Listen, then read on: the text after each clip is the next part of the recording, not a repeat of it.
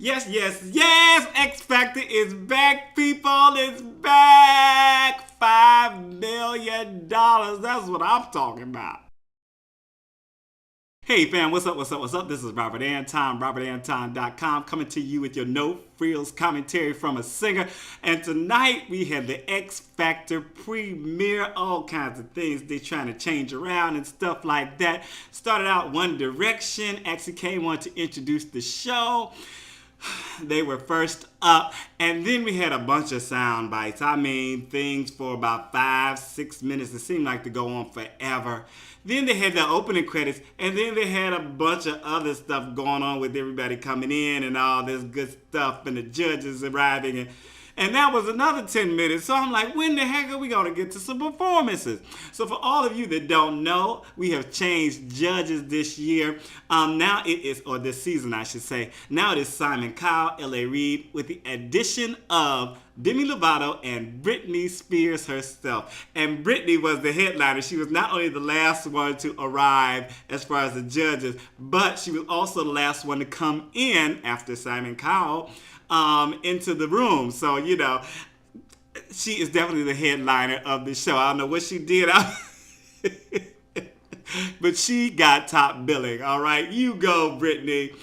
Yes, sirree. So the thing I like most about the X Factor is a $5 million prize. Okay, $5 million. They ain't playing no games. Now, I don't understand really if it's a $5 million straight up or it's a $5 million recording contract. I believe it is a $5 million recording contract, and of course they have to work for that money.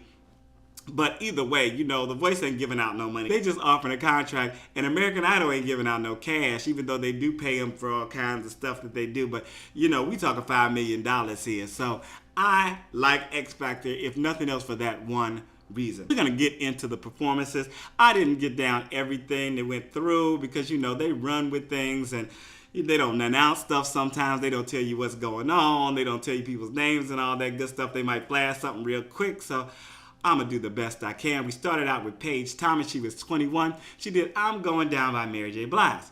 She seemed like such a sweet girl and jumped right out of being really emotional, you know, because she was like, oh, I'm sorry, I'm crying and stuff like that. As soon as that music hit and she started singing, she jumped right into the performance, very professional. Her voice was a little shaky to me, probably because of nerves. It sounded like nerves. But she looked sexy and she was commanding the stage well. Britney said she was flawless. LA said she was a star and reminded him of Rihanna. And Simon said she was commercial with a capital C.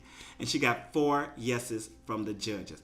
I wasn't all that, you know. I was like, oh yeah, she's pretty good, you know. But she didn't do the best audition. Let me tell you, she did not do. They see the potential, I think, in her, not necessarily what she delivered. Shawn Armenta was next. He was 50. He did Candy Girl, an original song. And this man was pretty funny to me. Yeah, you could tell he was a clown when he came on. But it was like watching a train wreck, people. And I'm sorry, I do like these kind of auditions now and then because they kind of release the tension and all that. You know, everybody can't be great. And all these people who audition, you know, they cannot be great. So he said that he was practicing all this time for like a year and a half before, you know, working with a choreographer. And he was singing every 7 days a week. And I wrote down, I guess practice does not make perfect, because he was doing some crazy dance moves that was just, it was not the business, okay? and he started singing, and it was even funnier, even worse. When he finished, the audience didn't even applaud. It was like all this dead silence. And I was thinking, this has to be planned, because there was not one person even like gave like an uncomfortable clap. It was just total dead silence. So, yeah, Simon said he was a mouse trying to be an elephant, and then Demi said something about, you know, oh, well, not everybody is meant to have this dream, and then he read her. He was like, and I've seen this clip, it's been on YouTube for a while, with him saying, oh, well, you know, at least I didn't have to use auto-tune. And then Britney Spears came in and was like, I don't know who let you on stage. You know, I'm just uncomfortable with you looking at me. And we've seen that clip all over. So I was more than prepared for it. You know, but the funny thing was that he was funny to me altogether. And he was not feeling for the judges. And it was cool. It was very funny. They played next a bunch of clips with Britney doling out Simon like critiques, right? And it was pretty funny too, because she was like, no, that's no good. You know, you were really off key. Ooh, she's making faces and stuff. I was like, go, Britney, go.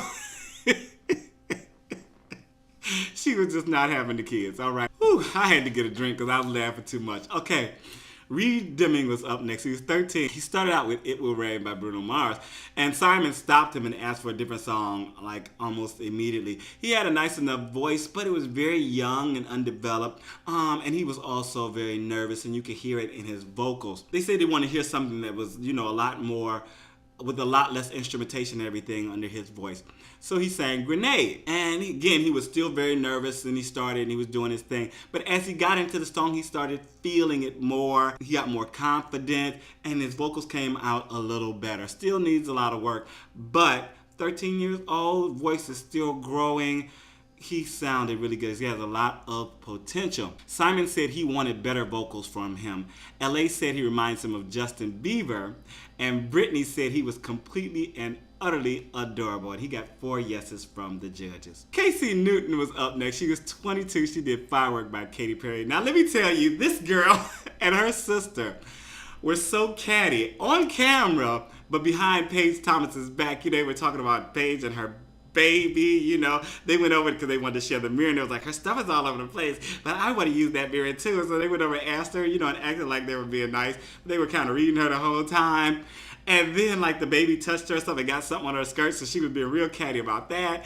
And for the whole, like, 45 minutes up before she went on, they were showing clips of her, like, making faces at people and being shady to people and, you know, talking mess and saying, oh, well, I'm a star. And, oh, you look better than her, girl. And and Twitter was going crazy. They trended this girl's name the whole 2 hours of the show, just hating on her because she was so hateful. And when she got up to sing, I was hoping she was going to be good. I really was. But I just knew she wasn't going to be good. Okay, you just kind of knew with that kind of attitude that she was not going to be good. Because let me tell you, and I'm going to make this real quick as much as I can, generally, people who are really, really good, they know they're good, they're comfortable in their skin, and they want to see you do well too.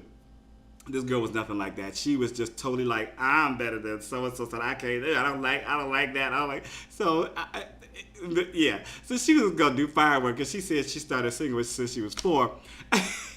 She grew up in church singing, and she was going to do her own thing with it. She started singing, and it was horrendous. I mean, just bad. And Britney's face was all twisted up, and she was like,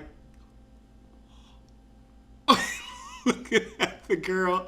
And Simon was saying she reminded him of Britney, looking back and forth at the girl, and Britney like, she reminds me of somebody. And Britney was like, I was laughing. Y'all know me. I was laughing my head off. I just could not get enough. Simon said she sounded like she was dying. Then she wanted to sing another song, and they said, oh, let's just take a vote. So she just launched into Mercy. And it was equally bad. Just bad, bad, bad. And all the judges said no and sent her home. And of course, Twitter was like, yay! Collectively, everybody's like, I knew that trick was not good. That's what you get for hating on people and all that good stuff. The haters never win, okay? I missed the first audition cities. I don't remember seeing them, and I haven't gone back to look because, you know, I jumped right into my commentary after the show is off. So only the notes that I have made during the show are in front of me. But the next city they went to is San Francisco. And they had some people, they ran a whole bunch of people that didn't make it through. Like this guy named Shawn, Mark Avey, Charles Spangler, Honey Mahogany, a drag queen. And then came up this guy, Quatrele. He was 21. And he was in like this little white outfit with high heels and fishnet stockings and a wedding veil, you know, all white, and the black fishnet stockings. And I was like, oh Lord, they gonna let this boy sing. So he did Lady Gaga, Born This Way. And you know what? He was very funny, and the situation was funny, his look was funny, but I was listening to him and I was like, he does not have such a bad voice. He just wasn't hitting all the notes correctly, and it was the wrong choice of song for his voice. He was being very camp and everything, and doing this thing. The crowd loved him. Britney said he was off key, but he was really entertaining. Demi said she loved him and his lipstick color, and Simon said he liked it in a weird way. And I was like, oh my God. So LA was the only one who said no to him. Everyone else put him through, and he is on to boot camp. And I hope he drops the camp in boot camp and really tries to sing, because he sounds like he has some voice in there. Vincent Thomas was up next. He was 22. He did Sorry Seems to Be the Hardest Word by Elton John. He had a good enough voice, but didn't have much of a stage presence. Simon said he was the one in the boy band who couldn't sing and sent him packing. LA called him dull and boring as he was leaving. And this boy was giving other people advice, another group advice, sitting there saying, oh, well, I've toured here and there and blah, blah, blah. All you guys have to do is this, that, and the other. And I was like, God, we have all seen this type of person who go out and audition and all say, oh, you should do so-and-so. And, oh, just make sure that and then you hear them and they are terrible. And I didn't think it was terrible. I thought he was okay, but he was just boring, just kind of stone-faced. He didn't really give a lot of anything. He had an okay voice, but it wasn't great. Next up came the group that he was giving advice to, and they called themselves Emblem 3. They were 15, 18, and 19. They did Sunset Boulevard, an original song, and LA was like, if you're going to do it, it better be good. It better be a hit. If it's, you did an original song, it better be a hit. So the song is kind of strange. They sounded okay to me. They sounded pretty good. LA finally got his head bob on. He hadn't gotten into it. Yes, he got his thing going and was like, oh, yeah, I like this. The crowd was also really into it. They got onto their feet, the whole time they were standing. Demi said they were fun to watch. Simon said he loved everything about their audition, and they got 4 yeses to go on. Next up was Don Phillip. He was 32 years old. He did Halo by Beyonce. And he'd done a duet with Britney, he said, like 10 years ago. And she actually recognized him as soon as he walked on stage. She was like, oh my God. I know him. So there was this whole thing about, oh yeah, I did it, and he started crying and stuff like that, and I guess he's been through a lot in the last 10 years. And I really didn't like the way he sounded on this song. He was singing from his throat, and it was strained, and it was not a good sound. And Britney looked embarrassed for him, and to me, for herself. This is somebody I worked with, oh my God, how could, but it was like, you could tell that for me, you could tell that he had abused his instrument. I don't know if it was cigarettes, I don't know if it was drugs, I don't know if it was alcohol, I don't know what he did, but it just was not good. It was not natural, it was not normal. So Simon told him he doesn't have a good singing voice right out. He was just straight ahead. I thought it was a little mean, but it was just there.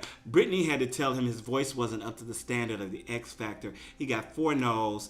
And Britney just looked so very uncomfortable. And he went backstage. He was crying, like, oh, I'm sorry, I'm embarrassed, Britney, blah, blah, blah, and other. And people on tour were saying, oh, my God, he sounded good when he did the duet with Britney. But people, take care of your instrument. Take care of it. Because, if you really got talent, you're going to need that the rest of your life. Just pamper it, baby it, take care of it. Then we went on to Providence, Rhode Island, and Jannel Garcia was up first. She was 18.